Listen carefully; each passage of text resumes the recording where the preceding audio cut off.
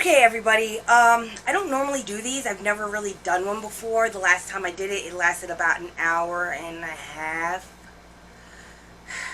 But that was a totally different story time. It wasn't really more. It was something different. So this is something a little bit more wholesome. Something a little bit more on the, I guess, happier side. But it starts out pretty sad. So, this is the story about how my cat went missing. So, sometime towards the end of July, it was about, I want to say Thursday night we last saw her. She was chilling in the living room like she normally is, and we had some company over. So we thought, okay, fine. Normally, my husband brings her into our bedroom so that she sleeps with us. That didn't happen that night. I guess we had too much to drink or whatever the case may be, but we left her outside to roam the house. The house was closed at the time, so that was fine. It was Friday that we were a little worried because early in the morning, she usually cries for her food. She didn't. Now, everybody else claimed that they saw her that day, which I'm not saying that they didn't, but we also have another cat, several other cats in the house that could be mistaken for her. So the fact that she didn't first thing in the morning cry for her food was the first red flag. We thought maybe she might have been hiding in the basement. She was in heat, and she was, of course, doing her normal meowing and stuff like that. So we thought it was weird that she wasn't meowing because she normally does for attention when she's in heat and when she's hungry. So, of course, we thought maybe she's just hiding somewhere in the basement, but we just thought it was weird. Then, basically, our suspicions were confirmed that she did somehow escape the house. We don't know who did it. We don't know how she got out, but she was gone for about a good week and a half. I have never seen Trigger cry as much as he did. And trust me, we've had our fair share of fights and stuff like that, so we've shed tears for each other. But for this was something totally different, totally unexpected, and when it happened, we just didn't know how to process it. For Trigger, it was definitely hard for him, especially over the fact that he's never been able to keep a pet. He feels that he has some sort of like black cloud or curse over him, that every time he got a pet, they either died or went missing or something. So he would always blame himself. So this whole entire time, he thought it was his fault. At this point, we tried everything. We walked around the block to see if maybe we could find her. We asked the neighbors to see if maybe they'd seen her. And being that my co-host Elle is very familiar with cats, being that she has several, she was able to give us some insight as to where she could be and give us kind of some sort of peace in trying to find her.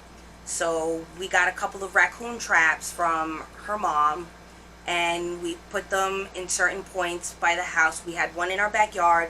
We had one in the neighbor's house, thinking maybe she might have gone there. It's easy access. Literally, our neighbor Billy's house is a discovery zone for cats. It's literally a Chuck E. Cheese play place for cats.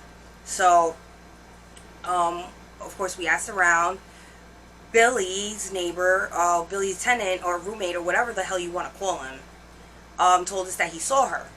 So, of course, now Trigger's looking for her. So now we know she's okay. We know she left the house, which confirmed our suspicions. But at least we knew she was okay. She didn't get run over. She didn't get, eaten by another animal or anything. So now the whole entire mission for the entire, week is to catch her. There was, one point where we were, so close. Literally this close. I'm, looking at her in the front yard, and I'm smoking a cigarette, not thinking anything of it. I'm like, Peanut! And she looks at me. She dead up looks at me in her normal, stuck-up ass self. Okay? Hold on. I gotta lubricate. Because this is a funny story.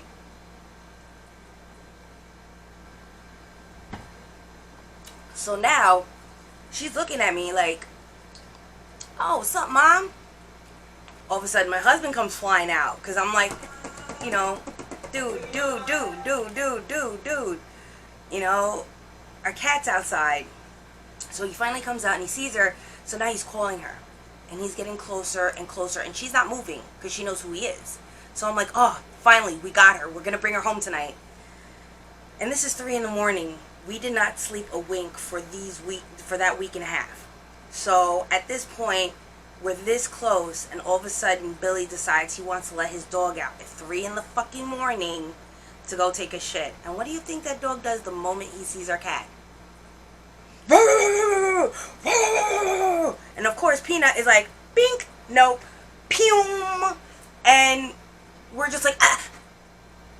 I swear to God, I am not into animal cruelty, but I would have beat the piss out of that pig shit Billy within an inch of his life, because he just had to let, and we flipped on him. Billy's a special person. He's not all there, but basically we yelled at him and told him, you picked the worst time to let your dog out at 3 in the fucking morning, knowing that we're looking for our cat, and you don't care. So that's the type of person he is. And you know, of course, now we see her run across to the neighbor's house. So we go across the street the next day and we tell them, listen, if you see this cat, let us know. Alright, fine. This whole entire time, she has a boyfriend. She has another little cat friend that literally sits across the street staring at our house, waiting for her. Sorry, buddy, she ain't coming out. So, of course, now we're completely dejected because she's now far away and we think that she's never going to come back to our side because of the stupid dog. So a couple of days go by. We're still changing, you know, our clothes. We put our clothes in the traps. We put dry food and wet food in the traps. We put tuna in the traps to make sure that anything could help her, like, you know, go near it. We even left a little thing of kitty litter out with our other cat Gizmo's poo so she could smell it. Like, basically, we just wanted to try and attract her with the smells. So, of course, at this point, you know, we're trying to get her. We know she's okay. We know she's alive, but she's not coming home. So now my husband is completely ready to just give up, and I'm just ready to give up. And it got to a point where we needed a healthy distraction. So, of course, one of our friends decided to be ordained. He's the one that married us, my brother, Reverend Greenman. Because he's a reverend, one of our friends came by and he was like, listen, because of this pandemic, we weren't able to get married on our anniversary. We want to be able to do it on our anniversary, at least legally, so we have the date on there. No, it's okay, you could come in. I'm talking about how Peanut went missing. My husband later. I have to tell you how Peanut likes to chase her tail on my candy tray now. Yeah, she does. Speak of the devil, there she is. Alright, if you didn't notice any of that, that was her. Hold on. Give me a second. We'll get her for you. But, yeah, so our friend Donald decided he wanted to get married. And we were just like, you know what? Why not? You know, let's just distract ourselves. So we helped with setting up the nice little wedding ceremony in our backyard. You know, and everything was fine. We, of course, chilled out in the backyard. We were having couple of drinks, sitting by the fire, and of course me and Trigger occasionally are looking for the little shit stain. She's right there. You know, my iconic TARDIS curtain, she's hiding behind there right now. She's the reason why all this just ended up just falling apart. But you know, at that point we kind of were starting to give up. We just didn't think we would be able to catch her. People were shaming us because how could you not afford to get her chipped or spayed? Well, when we got her, she was a gift. You know, we weren't exactly in the right financial frame of mind when we got her. She was just kind of like thrust upon us, and we kind of just took up the responsibility and did what we could.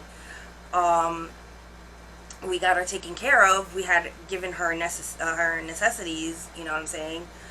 But when it comes to spaying and even chipping, that's pretty pricey for people like us who, you know, really don't have money. So of course we were getting shamed by people like, who you getting done by? Who I know somebody who could do. It was really a lot. People were like trying to insert themselves and say, oh, who you getting it done by? Who's doing this? Who's taking care of that? Da da da da. And it's like, you're asking way too many questions that normally I would feel uncomfortable asking if it was me you were talking about. Like, what doctor do I see? You know, what gyno do I see for my vagina? Or what doctor do I see for my lymph nodes? Just like, don't mind your business. That's you know, a little private. You know, I understand some of these people did mean well, but you know what I'm saying? If you don't know somebody's circumstances, then maybe you should shut your mouth and not be so intrusive. So, I have a very bad experience with vets. And one of the experiences was, one of my friends had a dog. She was a red-nosed pit named Paige. She was pregnant. She had puppies. And everything was going fine up until one of the puppies died, and found out that her and the puppies had parvo. Parvo is basically, I guess they call it like canine AIDS, so to speak. But once you get it, it's you gotta treat it immediately, or else that's it. You're gonna lose the puppies, you're gonna lose your dog, whatever's. So eventually this lady offered, oh, I heard your puppies had parvo. Who are you going to have them treated by? Of course, naturally, they trusted the lady, because she was like, oh, well, I know some people. Let me take them in. I'll have them treated or whatever. I'll have them do a payment. She basically made it sound too good to be true, and it was. Later on, they brought Paige back home, but said the puppies still needed constant treatment because they were young. Okay, fine. So they got Paige back. They were able to pay for her to get returned, pretty much. But the puppies never got returned. If anything, we found out that that particular vet or whatever must have gotten some sort of like mixed up story, and they sold all the puppies. And of course, my friend was very distraught. I was distraught. His mother was distraught. We literally sat there for hours helping her deliver these puppies, only for some lady to basically scam them out of them by being that intrusive. Who are you going to see? Who's going to treat her? I know a person. Why don't you come to me? I'll have... No. That is why when people ask me who I'm going to have treated, I don't tell you. It's none of your goddamn business. I have a lot of friends who are vet techs who are helping me out throughout this whole entire ordeal, and I thank them very much for it. And I've also found people who are willing to, you know, point me in the right direction of free clinics. Unfortunately, due to this virus, I can't even do that for her right now. I can't get her spayed. I can't get her chipped. This is the middle of a pandemic, and it is what it is. But, you know, it was really hard being shamed by a lot of these people in these lost and found pages on Facebook, because they're all of a sudden putting their 2 cents like, well, if you couldn't afford to get her chipped then, how could you afford it now? Well, now I can afford to chip her, because I saved up a lot of money once I finally became financially stable. But people don't know that. People are so quick to jump down your throat without knowing all the facts, and then they only go by whatever facts you give them to go off on that. And it's like, no, you can't do that. You know? Like, I get that people were trying to be helpful, but they were more intrusive, and I didn't want to be an asshole and say, listen, mind your business. I have a reason why I will not tell you. I don't know you, and I don't know what your intentions are. But, you know, some people want to always try and make themselves look like the victim, even though they're trying to help. Like, I'm just trying to help. I'm not trying to be intrusive. You shouldn't be so defensive. I shouldn't be, but I am. Because you know what? Someone came out just as kind as them, and you know what they did? They stole my friend's puppies out from underneath them and sold them to other people. Now, my friend, he was going to sell the puppies, yes, because he's not a breeder. He doesn't breed dogs like that. But if, you know, he could get an extra penny or two to sell the dogs, and, you know, as long as it covers for vaccinations or whatever, they were purebreds. They were pure pits. They were blue-nose, red-nose mix. Gorgeous, gorgeous fucking litter, let me tell you. Because there was like 1 or 2 that came out like both parents, and then the rest of them were like either one or the other. But again, I don't really trust people who try to be so helpful and so intrusive and so overly, you know, I don't like people who want to be too involved. You know what I'm saying? Like, don't interject yourself in somewhere you don't belong. I understand that your intentions are noble, but that's not the type of person I am. So, after getting shamed on these Facebook group pages, after being bombarded by freaking inboxes and messages and people shaming me, like, how could you have an animal if you don't have the money to take care of it, and da-da-da-da. I'm like, I'm sorry. I'm not as privileged as you to fucking get my animal chipped without his permission, or remove its freaking genitalia without his permission. I'm sorry, but, you know, their choice, their bodies, you know, they're living beings. They have a brain. They have a mind. I mean, don't you think animals have a choice? I mean, we choose not to want to be chipped. We choose not to want to wear masks during a pandemic. We choose not to want to vaccinate our children. You know? I mean, seriously, people have, like, really fucked up, you know, views of the world. So it was becoming very stressful, and at that point I was giving up. I was like, if nobody else cares to help me find this cat, why should I? I was hurt. I was extremely hurt because it seemed like, you know, I was never going to find her again. Nobody wanted to, you know, say how she got out. Nobody really understood why we were so upset. And it was getting aggravating, and people were starting to notice. Like, our family who we live with started to notice. They're pissed. So, you know, again, we did the wedding, of course, occasionally checking up on, seeing if we could see her.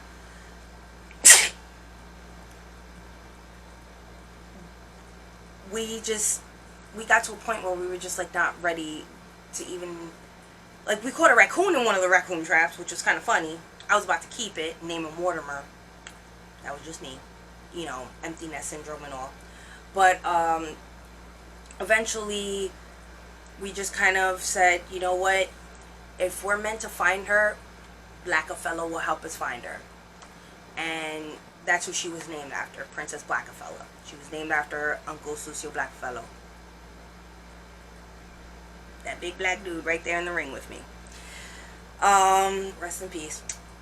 And, you know, I don't believe that there's, like, this big old judgmental dude sitting on a throne in the sky telling us, you know, whether, you know, we're sinners or not. But I believe that there's a universal force that controls all energy, and I literally extended my energy out to Black to try and see if maybe his spirit can help bring her home. And 24 hours after that wedding, we had a couple of people over that night. We were all chilling. Everything was fine. We had ourselves a healthy little distraction, and we knew that she was safe out there. We knew she was okay. We knew she was safe, at least for the meantime. And eventually she would come home. So, of course, after we partied, we came home. We came inside, went to bed. Next morning, my husband decides, let me just try one more fucking time. Just one more time to check the traps. Lo and behold, and mind you, I'm sleeping. I'm completely knocked out when this happens because he has a weird schedule. He gets up way, way early. So he got up, butt crack of dawn, checked all the traps because he was going to replace all the food and whatnot. All of a sudden I hear loud banging. Like, I hear, like, a cage and stuff like that, like, banging through the house, and all of a sudden, like, he crashes through our bedroom door, and he's like, I got her! I got her! And he's, like, looking frantic, like, he'd been up all night, but I know he wasn't because he was with me. So, I'm, like, half asleep, I'm chinky-eyed, I'm just rolling out of bed, like, one eye open, like, what the F? And there she was, just sitting in the cage, looking at me like, and, of course, she had a bit of a sprain on her paw. We were a little worried about that. We were also worried that she might be pregnant because she did run off when she was in heat. But, if you need to know, there she is, safe and sound, playing with her toys. Hi, Peanut. Hi, beautiful. What's that you gonna be so pretty? Yeah. It's my baby girl. Who's my baby girl? Yes, Sucio brought you back home to us. That's why. And as you can tell, she's safe and sound, and she's been treated. She's been taken care of. She's not pregnant. Paul was fine. It was just a sprain, and she's good to go. And despite all the necessary precautions that we have finally been able to afford to take care of, we can safely say that she's never leaving this house again. No. We even got a screen door for the side door so that none of that shit happens. I even bought her a little harness set so that if she does decide she wants to go outside, she's going for walks like a freaking dog. She does have a dog-like tendencies though, because Onyx pretty much raised her from a kitten. She likes to stare at you when you eat your food. She likes to play with Onyx, chase his tail. She likes to eat his food and drink his water in his water dish. But she does have like dog-like mannerisms when it comes to, you know, like she likes to be pet when it's, you know, she has the cat instincts, but she definitely has some puppy tendencies, because especially when she's in heat, oh, she's just like the biggest mush. But yeah, that is how our cat went missing and finally came back home. I can laugh about it now because it's funny how she just came back 24 hours after a whole entire wedding. But the fact that she's home again and she's treated, she's cared for, and, you know, before anybody asks, it's none of your business where I went to get her treated. It's none of your business what happened with her except for her sprained paw. It's none of your business what her other health freaking defects are. Just know that she is loved, cared for, and she's back home. Okay? Okay.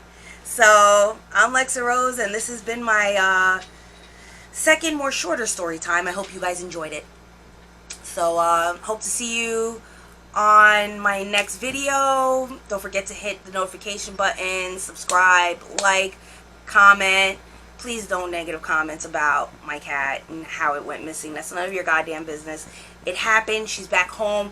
We did what we did, and that's that. We didn't need anybody else's help except for our own family. So, yeah.